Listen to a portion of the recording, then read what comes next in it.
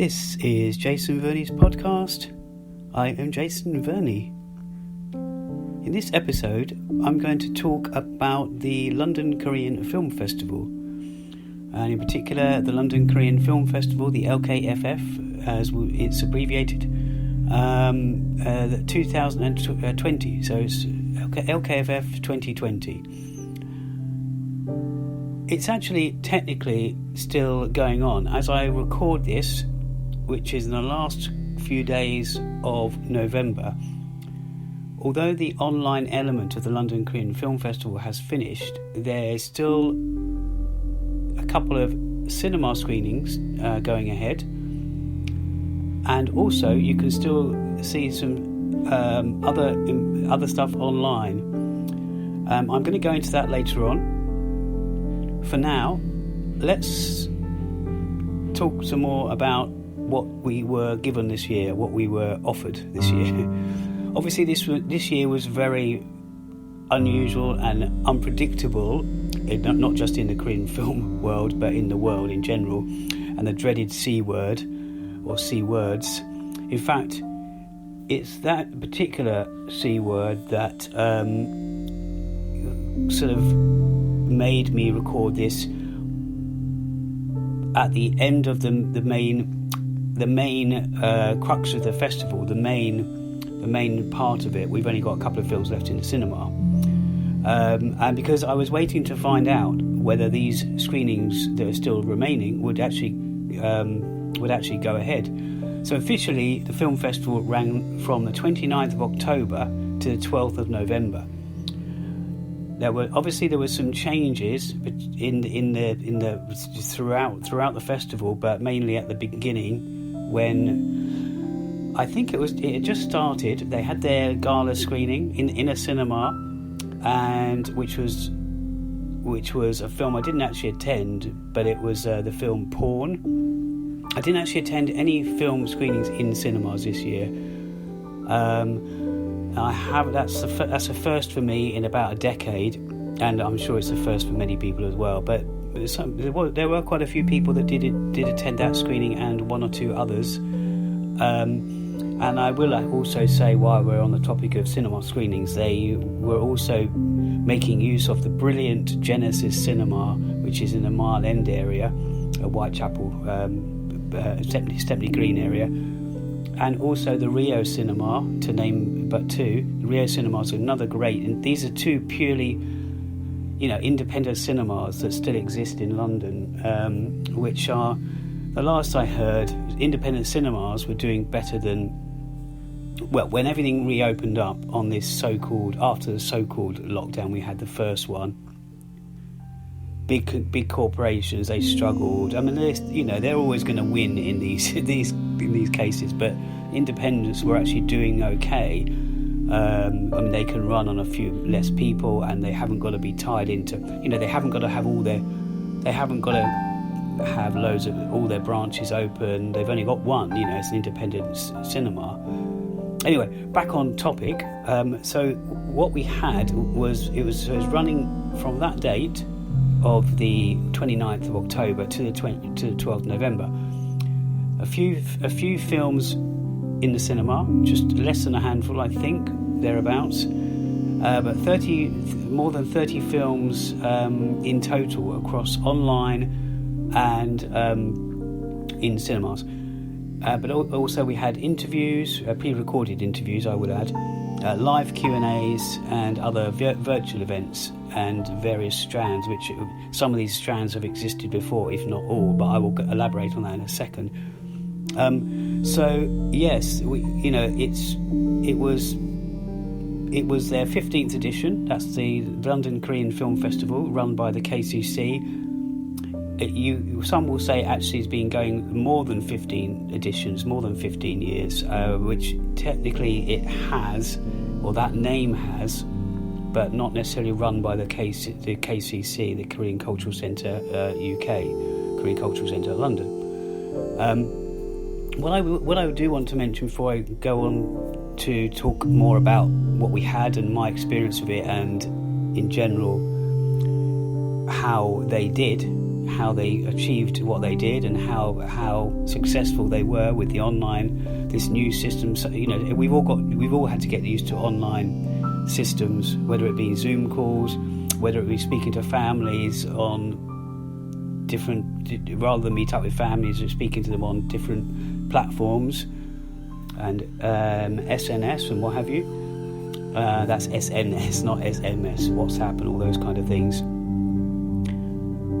And people, that have never used such things before have had to start using them. Elder people and things like that. Such is the way of the world. Anyway, so back on to this. So we had all these films. I'm probably going to say now, in case I forget, I probably attended or virtually attended, perhaps, well, definitely more films than I have in some other years. Because they're online, it meant that I didn't have to move.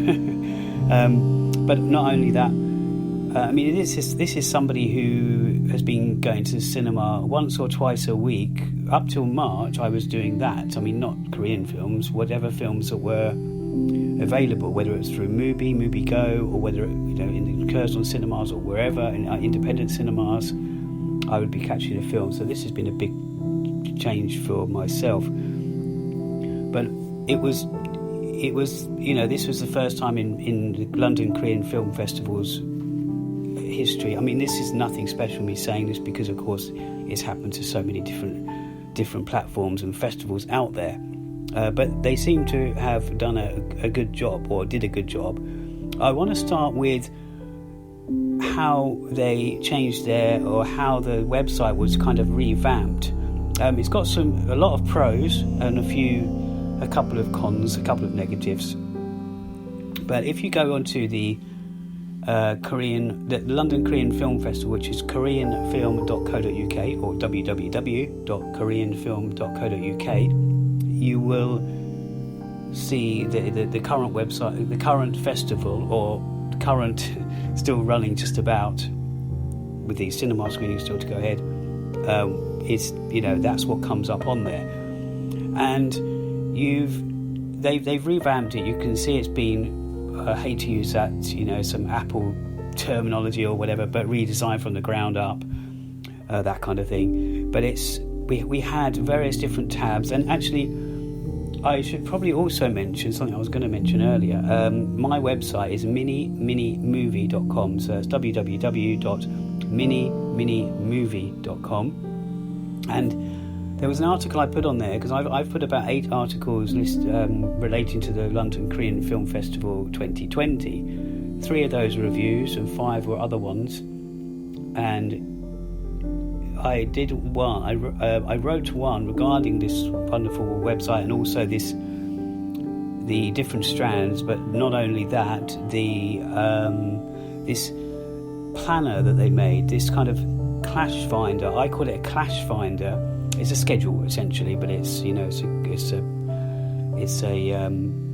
I call it Clash Finder, because I used to go to Glastonbury Festival and various years, and there was a company. There's a company that designs one, because the program back then anyway. I mean, we're only talking around a decade or so ago, half a decade or so ago. There was someone that created this clash finder, so you could actually see which bands you were going to catch and which ones you were going to clash with other ones. And although the Glastonbury Festival had the program, nowhere there was a way to actually see what clashed. That might have changed, or I might be talking rubbish there, but that's what I remember anyway.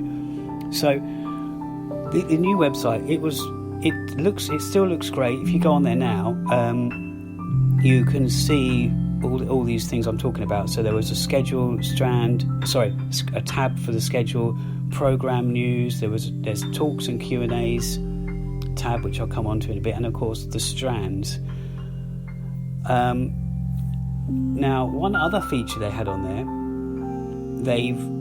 because a lot of this was happening online, but irrespective of whether a film was online in their listings or a cinema screening, you could add it to something called My List. Now, it's not innovative. This has been done before, similar things, but it was a great way of putting all your films that you intend to see, possibly see, or you're going to see, or on this list, this grid. So you could either add to it, take away, and then it would remind you you've got to watch that film. That's actually disappeared from the site now. I think it was there a day or so ago, so it's only just gone. And it was very, very helpful. You could put a load of films up there, even if you end up seeing two. It's just a way of actually, it's just a list of your films that you intend to see, hope to see, or maybe want to see, if we're going to be pedantic about this. So I thought that was really good. That function, the list function. Keeping an eye on what you want to see, and not only that, you could also, what I've done, I created screenshots of that. I've actually, for prosperity reasons and for my memory's sake, I did a screenshot of that list so I could actually see what I saw this year, because you do forget, you can forget these things, all these films you've seen, whether they're Korean or otherwise.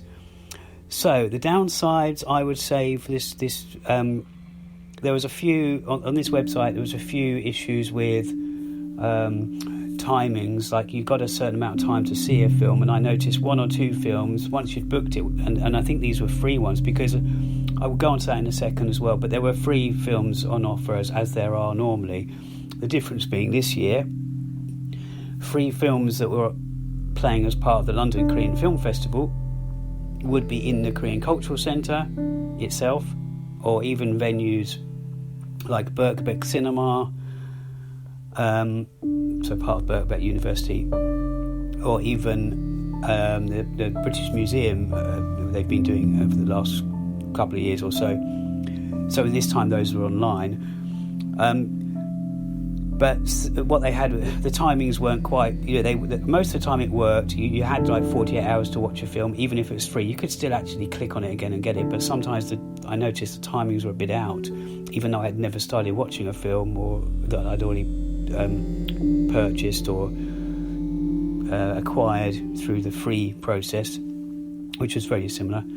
But the other thing was, and is, if you want to now research, as I do for a lot of my posts, if there's something I don't know, and if I want to refer to a previous London Korean Film Festival, I'll just Google, 2017 London Korean Film Festival, the film I'm looking for. Yes, it will come up in Google. Of course, click on that link. You can't go to it. At the moment, there's no way of getting to those old articles. Hopefully they're going to reinstate all that. Anyway, let's not talk too long about the website itself. Onto the festival and the strands that we had on offer.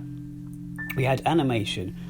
Not popular with everybody, I'm sure, but I saw 3 great shorts, free ones actually, all involved, all brilliant, all involving actually not people animated, and but dogs or bears or whatever, and that was an interesting theme that was running there. Whether that was intentional or not, I don't know. In fact, which ones did I see? I don't know if this will resonate with anyone else who saw them. I intended to watch Underdog, but that's something that I might be reviewing in the future. Put it that way. But that was a feature film. So let me just go to the shorts that I saw. I'm actually looking on the website right now. We have one called Mascot, one called Movements, and one called The End of the Universe. I don't think I saw the Lever. Oh no, I did see the Levers. Maybe I saw all of them actually. Yeah, the Levers, Movements, The End of the Universe, Mascot. They were all 9 or 10 minutes. One was 7 minutes, but they're very short. I'm not going to talk about the running times for all these. As I say, the other animated film on offer this year was Underdog, and it was 1 hour and 40 minutes. It's a full-length film. Probably the most anticipated strand for me personally, and hopefully I would have thought for a lot of people, was the Bong Joon-Ho shorts strand. We had two of his shorts. Now I say shorts, they're pretty much half-hour ones. Incoherence was one, 1994 that was, and Influenza was another, and they were both very good. I mean, Bong Joon-Ho is obviously, I met him again in February when he was here for a special Snowpiercer screening, and also I was going to say I met him at the Parasite black and white press screening, but no, I didn't. He wasn't there for that, but I did attend that.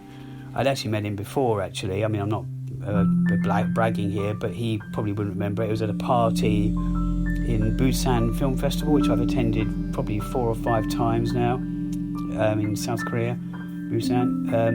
And yeah, there was him and Song Kang-ho. Song Kang-ho also came over to the UK this year when they were promoting Parasite. So the third and final Bong Joon-Ho short was actually not one he's directed, but one he stars in. That was called Some Light. Now, Some Light. All this is on the KoreanFilm.co.uk website, so you can see that all this information there. Now, to see what you've missed or just see if it matches what you saw. The other strands I'm going to briefly touch on, but what I really think the London Korean Film Festival, when it changed about half a decade ago, for different reasons behind the scenes, it changed slightly. Less red carpet events, less sort of glitz and glamour, but at the same time focusing on real film. Not just the blockbuster bubblegum sort of popcorn type films, but other films. But they introduced strands that weren't there before. For example, the Women's Voices strand, which was there this year. But not only that, they've also got strands which are interesting to a lot of people. Documentary, mise-en-scene short film. Now that's been around for a long time, the Korean Film Festival. Classics. There was three Korean classics. 2 of them, I believe, were KWON-TAEK films. I think I saw one of those. Cinema Now, so you've got the current stuff. And what was the other thing? Oh yeah, the special focus, Friends and Family. So, I mean, that is an interesting one for me personally, because we had Intimate Strangers, which is a really good comedy. It's actually Italian film originally, but a lot of countries have made it their own, made a version. That was a good comedy. Moving On, brilliant. There's a review of that on my website, minimovie.com. The Happy Life. Now that is one of these two screenings that's still happening, that are going to be happening next week as I record this, as I'm speaking now. I believe it's the Genesis Cinema, but it's the 4th of December. The Happy Life, that's Lee Joo-Nik, who's a very famous director. You can actually find an interview with him on my website as well from a few years back. But there was 2 films in this Friends and Family section that I didn't know if I'd seen before, and so I paid to watch them. I mean, sometimes I'll get the privilege of having a press pass to see certain films, but these 2 particular films I couldn't remember if I had. Family Ties, which is a very popular film in I think it's in the top 100 films Koreans in the Korean cinema, and it is a really good film. I think I had seen it, but I still watched it online, through the London Korean Film Festival, as I don't do any of that illegal watching. But it was, Family Ties, very good film, and Juvenile Offender was the other one, which again I viewed that as well, and I think I'd seen both before, but it's amazing after perhaps a decade of seeing films, you do sometimes forget which ones, even though you see a film, it was good, but you can't remember much about it. You just remember it was good. So that was the Friends and Family strand. I enjoyed some of those, but just I mentioned Cinema Now, and the ones that I witnessed from that was Lucky CHAN-SIL, brilliant film by a woman who was the producer of Hong Sang-soo films, which I'll come to in a second. Hong Sang-soo films, some of the films that he made, quite a lot of them, she was the producer, so she's made a film of her own now called Lucky CHAN-SIL. the director's name, just to remind myself, because there's something I want to talk about very briefly regarding the director. We have Kim Cho-hee. But if you check out my review on miniminimovie.com, if you want, of Lucky CHAN-SIL, you'll see that she's also had another name, and that's the name she went under when she was working with Hong Sang-soo. There was also a great little introduction by Anton Bittel for that film. There was introductions to a few films online. So that was always extra bonus material, call it. But we're talking about cinema now. There's how many other films? 5 other films. So we had The Jesters, Jesters, The Game Changers. That was in cinemas. I didn't see that. Me and Me, cinema screening, meant to be very good. An interview with the director with Anton Bittel, which is actually still on the website, and you can find that. You can still view it. I mean, I found that I didn't see the film. It's a European premiere, that one. I didn't see that film, but the talk with him is actually very good, irrespective. I mean, it's got some great. I mean, I'm actually a filmmaker as well, so it's got some great sort of insights to how he works and how he came up. He's an actor.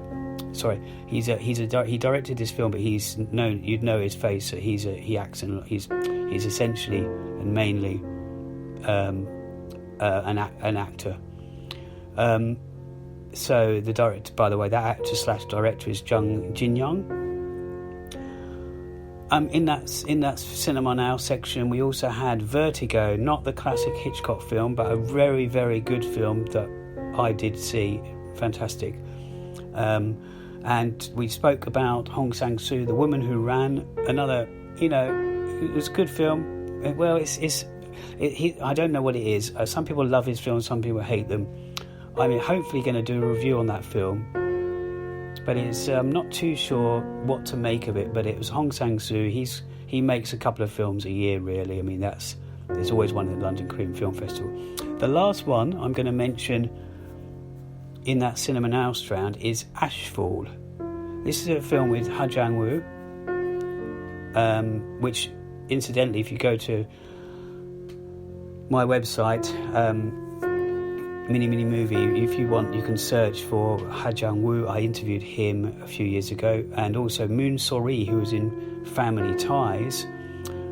So I forget so many different people I've interviewed, but that they're in films, and I forget to actually, I don't need to plug them all, but I might as well tell you. But yeah, Ashfall also stars, they're very popular, Lee Byung-hun. He's been to London before, and for one of these or two of these screenings in the past, not this year, but so I'm not going to touch on all the strands. Oh, another film that was great was Women's Voices strand, a film called Gull. That was a fantastic film. Really much, it blew me away really for what I expected. So I'm going to just whiz to the gala screening. So the one I miss, and I hope a few people saw it, or I hope people can see it in the future, is Pawn, P-A-W-N. Meant to be a very good film. Again, you can find a talk on the London Korean Film Festival website, koreanfilm.co.uk. But also the closing film, Bori. It was a closing gala film. I mean, that's what they class it as, but it was online, so everyone could see it and, pay to see it. But these films were very reasonably priced. I mean, for short films, they're just 99 pence, and for the features, they were $2.99. As I say, some of the films were also free, but I'm so happy that Bori screened, because as one or two of my articles talk about on that have covered this festival on miniminimovie.com, I'd seen a trailer for this a while ago through, I think, KWON-TAEK, the Korean Film Council. There's a trailer, and I really wanted to see it. It's I'm not going to give the whole story away, but it was basically it's a film about a deaf family, a mostly deaf family. One of the characters is not deaf, but it talks. It's that's all I'm going to say. It's a very good film, Bori. Hopefully you can find it. You see it another time. Perhaps they'll play it on a Strand in another year, especially after what's happened this time. I don't know. So I'm going to now fast forward to things I've touched on, which is talks and Q&As. If you go to that tab on their website, there's a tab which is talks and Q&As. You'll find one for Bori, which is very interesting. Even if you didn't see the film, it's a 30-minute Q&A. Incidentally, another thing to mention, Darcy Paquette is actually a friend of mine, but he does the subtitling for many Korean films, and he's also an actor, and he subtitled Parasite for the English subtitles. He did that, and loads of films over the years. But he did some of these interviews and talks and whatnot, one or two of them anyway. Anyway, so Bori is a very interesting interview. Even if you didn't see the film, it's still because of the what we're dealing with, and the director was very. He's come from that background, maybe a deaf family, so he's got some interesting insights. The Me and Me Q&A I mentioned, moving on Q&A, that's worth seeing, irrespective of whether you've seen the film. I'd say Gull, definitely worth seeing. The Q&A for Gull, that's only 22 minutes. But that brings me to the last Q&A I want to talk about, which is my own breathing Q&A. And the reason I wanted to talk about that, because that's a Q&A with the director Byung Young-ju. Now, My Own Breathing is a film regarding the comfort women, that's so they're called. But it's she made a series of three of the films, including The Murmuring was one of the films, I think, or was the whole trilogy called Murmuring? Oh, sorry, I've lost it there. I'm not sure if. Let's just check this very quickly. It's a 48-minute Q&A, so you'll learn a lot, even if because these films aren't necessarily new. These documentary films, or some of the films in the whole festival. There's some brand new films, there's some classics, but these ones, this trilogy. The Murmuring trilogy, that's it. Yeah, so it was the name of the trilogy was The Murmuring. So I think this was her final instalment of that. She's interviewed here. They call it a Q&A. So she's by the LKF London Korean Film Festival programmer Jin or Hyun-Jin Cho, and it's a really good interview. If you're interested in this subject matter, I would 100% say check it out. She's actually very funny. The director Byung Young-ju, she's very funny, even despite this subject matter. This is very sad stuff. That's if you know about the comfort women from the Japanese, from the women that were taken away at the ages of 12, 14 and whatever. They were just, when I've been to South Korea, a couple of times I've given a talk, and one of those talks was about this. It's actually opposite the Japanese embassy, and there's a statue of the comfort woman, of the girl, if you like, to represent the girls that have been. They say, I think it was 200,000 in Asia got affected by this, and there's only so many left now because of the age, But and just leading on from that, when she's talking in that Q&A, again, which is you can find online under the Talks and Q&A Strand section of the KoreanFilm.co.uk website, she also talked briefly about the other thing that was on offer under the documentary Strand, which was kind of given away as a bundle with this film, which was Even Little Grass Has Its Own Name. It was an international premiere, but it was a very old film.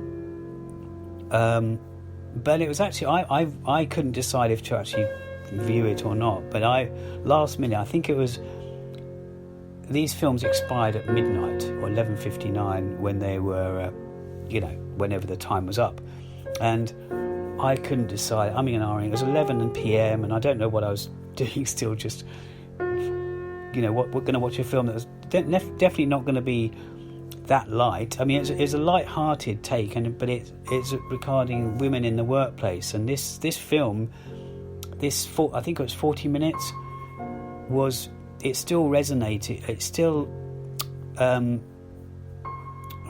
what's the word I'm trying to look for? It still stands now. What's talked about in the film? It's 38 minutes. Yeah, even Little Grass Has Its Own Name.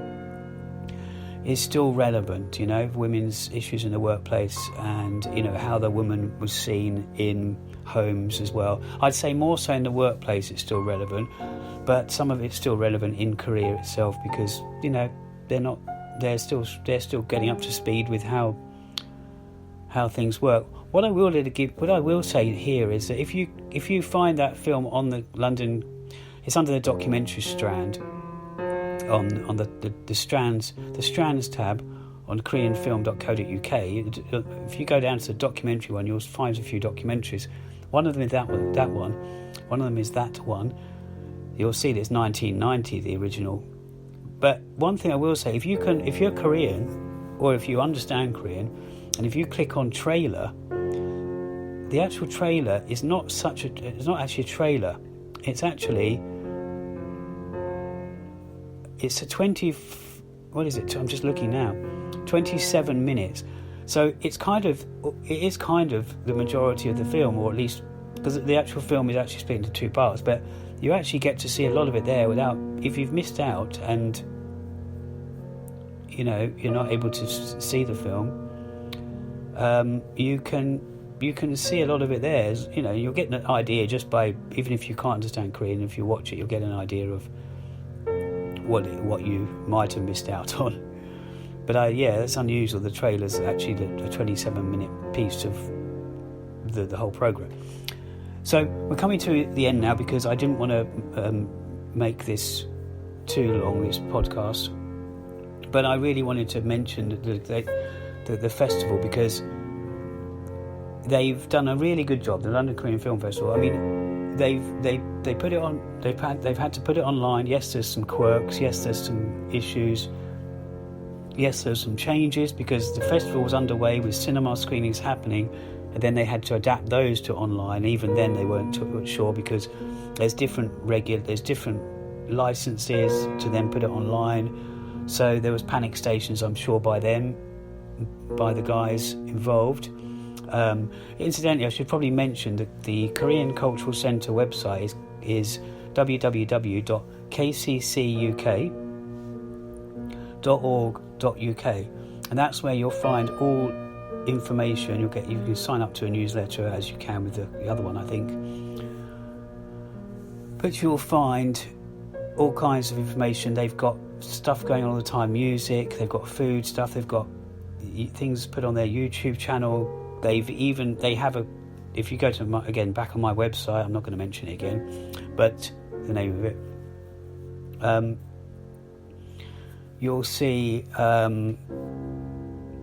that they've had for many years Korean film nights at the KCC UK, at the KCC, which is in Charing Cross at Trafalgar Square, and you get to see free films. There's often a season of them that runs for a couple of months, or they just have a few films that's a mini season. Perhaps there's Korean film nights. I remember about almost a decade ago when I was going there, I don't think they had actual seasons back then. It was more like a fortnightly free film, a random choice, and sometimes they'd have it in sometimes there was actually some structure to it, but they don't have it every fortnight now. But when they have these seasons, the screenings are often every fortnight of that season.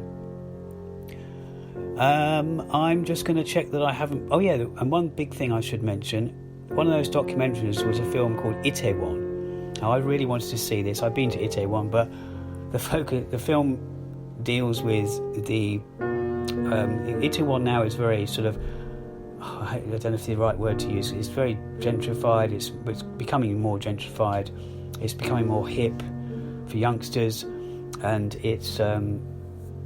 but what it was known for before was the red light district for the US soldiers, mostly US soldiers, I suppose. So I was really interested in that because, I'm someone who's very into these activism, these issues regarding, for example, the Jeju. There's a Navy base on Jeju in the village Kangjong village, and I go there and I get involved with the activists there.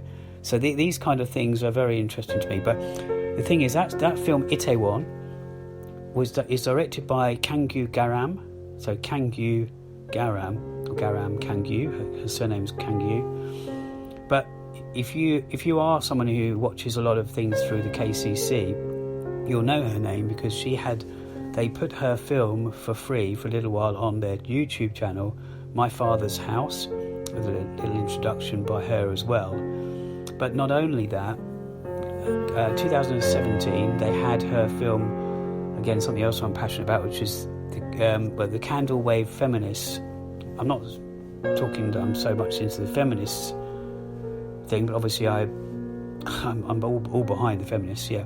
But what I mean is, the Candle Wave Feminists was a documentary about the protests that happened leading up to Park Geun-hye, the president at the time in 2016, when she got impeached and when she got when they took her out of her seat, really, of the country because of the Sewol. This is what I was talking about, the Sewol ferry. That's SEWOL, the ferry where 306, or I think they found a body or two. People died, and most of them were school children. And this is only in 2014. So, but I actually interviewed her, and I've put that interview on my website. I will mention it this time because I've minimovie.com, and there's an interview with her, but also there's also a review or a breakdown of, because it's a very complicated documentary to review, of Candle Wave Feminists. So I think that's it.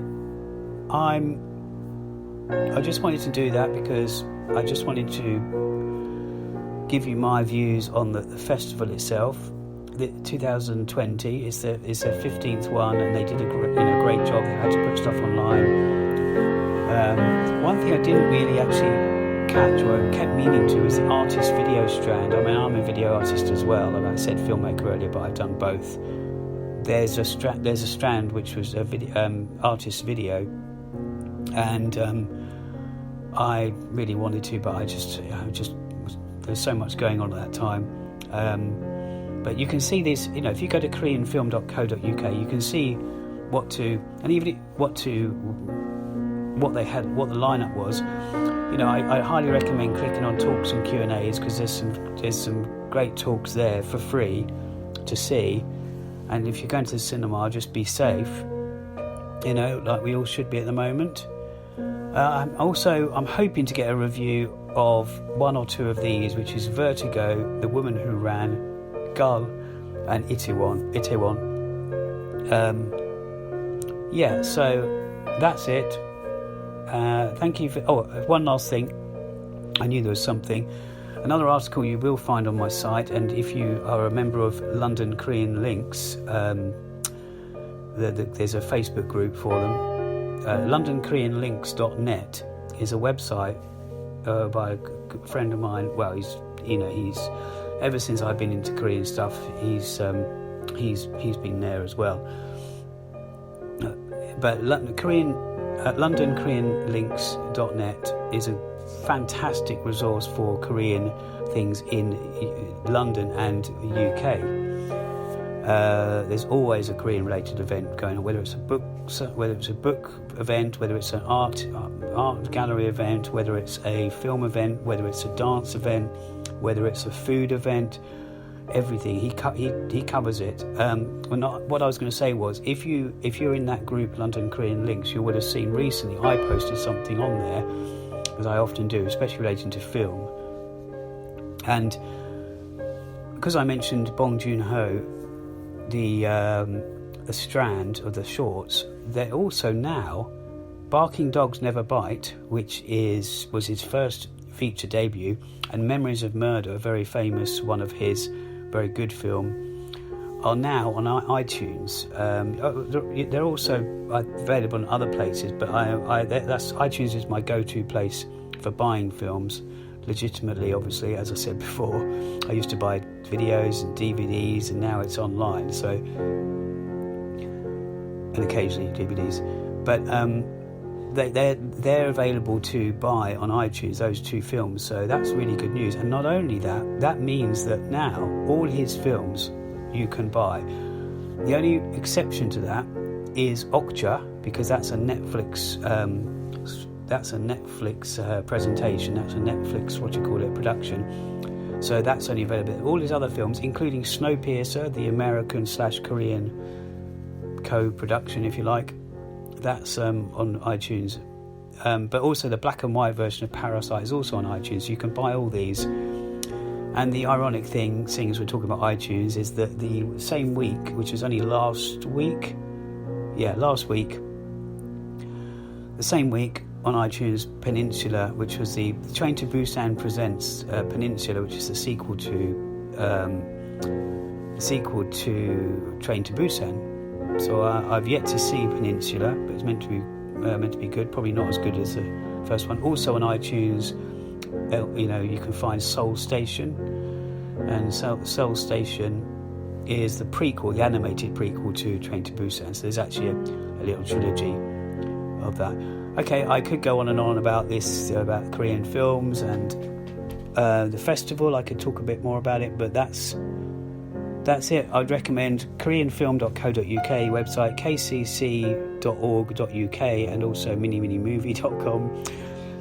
Please, if you haven't checked this, if you haven't come across this video from my YouTube channel, it'd be great if you could just go over there as well, because I've got a hell of a lot of not just Korean either, but a lot of Korean related videos, talks I've done from Korea, podcasts like this, clips from film related Q&As, one from Bong Joon-Ho as well, and some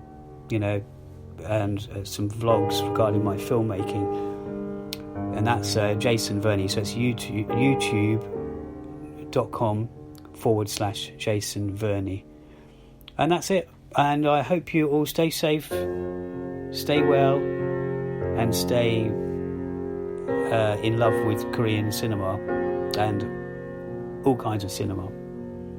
Thanks very much. See you next time.